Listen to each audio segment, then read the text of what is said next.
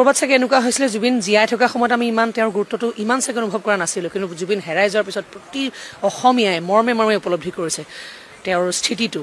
আৰু সময় এনেকুৱা হৈছে, পৰিৱেশবোৰ এনেকুৱা হৈছে, যিখিনি কথা আমি শুনি আছোঁ সেই পৰিপ্ৰেক্ষিতত এতিয়া প্ৰত্যেকজন মানুহ, অকল শিল্পী বুলি নকওঁ, প্ৰত্যেকজন মানুহে কিবা ত্ৰাসত থকা নিচিনা হৈছে।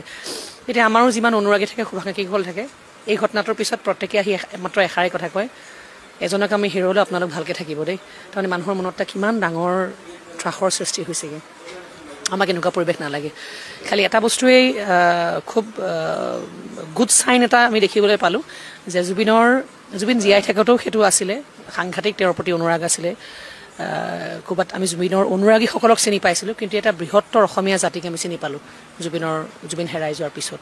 জাতি ধৰ্ম বৰ্ণ নিৰ্বিশেষে, বয়স নিৰ্বিশেষে, এই যে বিভিন্ন বয়সৰ মানুহে, বিভিন্ন জাতিৰ মানুহে কোনো ধৰণৰ ভেদাভেদ নাৰাখি যে মানুহ হৈ জুবিনৰ কাৰণে ওলাই আহিছে, এখন বৰ অসমৰ সৃষ্টি কৰিলে কিন্তু আমাৰ মাজত।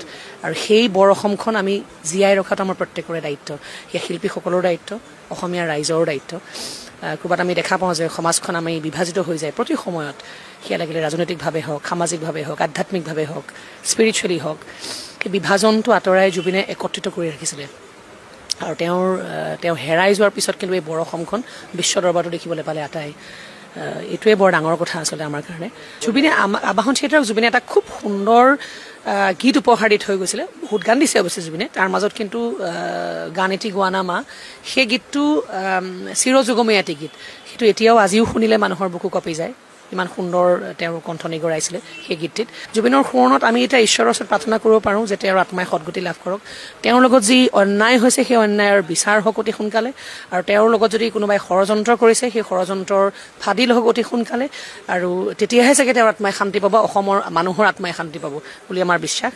আৰু বাকী জুবিনৰ সৃষ্টিশীলতাক জীয়াই ৰখাটো সকলোৱে ৰাখিবই, কাৰণ জুবিনৰ যিখিনি গান, সেই গানসমূহতো মানুহৰ হাড়ে হিমজুৰে প্ৰতিজন অসমীয়াৰ বুকুৱে বুকুৱে আছেই। আমি ছ'চিয়েল মিডিয়াৰ যোগেদিয়ে দেখি আছোঁ, বাতৰি যোগেদিয়ে দেখি আছোঁ, আৰু তেওঁলোকে ক্ষিপ্ৰতাৰে কাম কৰি আছোঁ বুলি কৈছে। আৰু আইন ব্যৱস্থাৰ ওপৰত আমি আস্থা ৰাখিব লাগিব নহয়, যিহেতু এটা সুপ্ৰিম ব্যৱস্থা এটা, আৰু সেই ব্যৱস্থাৰ ওপৰত আস্থা ৰাখি আমিও বিচাৰি আছোঁ যে অতি সোনকালে ইয়াৰ বিচাৰবোৰ হওক। তেখেতলৈ এটাই আহ্বান যে জুবিনৰ নিচিনা এটা সম্পদ আমাৰ মাজৰ পৰা এনেকৈ হেৰাই যোৱাটো আচলতে খুব আমাৰ কাৰণে অকল্পনীয় আৰু অবাঞ্ছিত ঘটনা এটা। গতিকে এইটোৰ সঠিক ন্যায় অতি শীঘ্ৰে আমাক অসমৰ ৰাইজক প্ৰদান কৰি আশ্বস্ত কৰক, আমি সেইটোৱে আহ্বান জনাম। আজি কিমান দিন পাৰ হৈ গ'ল, তেওঁৰ সকামো হৈ গ'ল, তাৰ পাছতো কিন্তু আমাৰ কাৰণে এতিয়াও অবিশ্বাস্য হৈছে যে তেওঁ নাই। ক'ৰবাত যেন এতিয়া ফেচবুকটো মেলিলে যেতিয়া তেওঁৰ ছবিবোৰ দেখোঁ, পুৰণা ইণ্টাৰভিউবোৰ দেখোঁ, এতিয়া যেন ওলাবহি মানুহজন, তেনেকুৱা এখন ভাৱ এটা এতিয়াও চলি আছে মানুহৰ মনত। গতিকে সেইটোৰ পৰা ওলাই অহাটো মানুহৰ কাৰণে ইমান সহজে সম্ভৱ নহ'ব।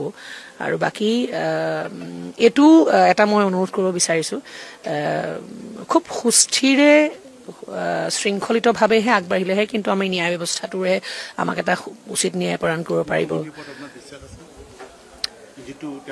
আমাৰ যিটো ন্যায় ব্যৱস্থা, আমাৰ যিখন চৰকাৰে নহওক কিয়, সেইখন চৰকাৰৰ ওপৰত আমি এগৰাকী নাগৰিক হিচাপে আমি আস্থা ৰাখিবই লাগিব, কাৰণ তেওঁলোক আমাৰ অভিভাৱক।